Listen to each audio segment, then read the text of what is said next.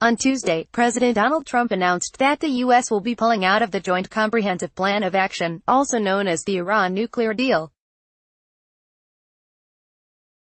At the point when the United States had maximum leverage, this deal gave the Iran regime many millions of dollars in actual cash, Trump said, calling the deal an embarrassment to himself and all U.S.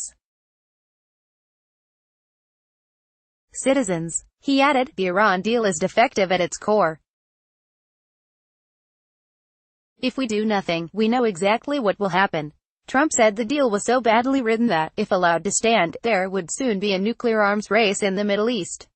During his speech, Trump called the Iranian regime the leading state sponsor of terror that funded its long reign of chaos and terror by plundering its own people. He also said that the Iran deal was built on fiction, citing Israeli Prime Minister Benjamin Netanyahu's April 30 presentation on Iran. In that presentation, Netanyahu said that Israeli intelligence had obtained evidence that proved that Iran's government was still working toward building a nuclear bomb. Trump said that, if the regime continues its nuclear aspirations, it will face bigger problems than it ever has before. He insisted that he would carry through on that threat if necessary. The United States no longer makes empty threats. When I make promises, I keep them. Some context: Trump's announcement came 4 days ahead of his self-imposed May 12 deadline for deciding on the future of the deal.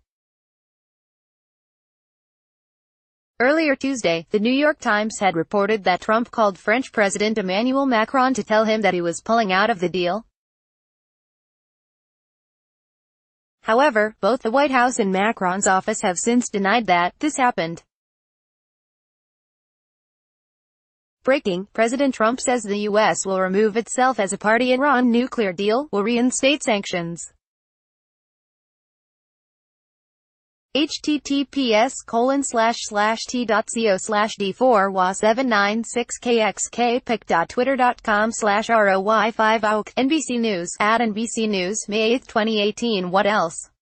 The United Kingdom, France, and Germany have all been pushing the U.S. to stay in the Iran deal. In March, all three nations sent a joint proposal to the other members of the European Union to slap additional sanctions on Iran.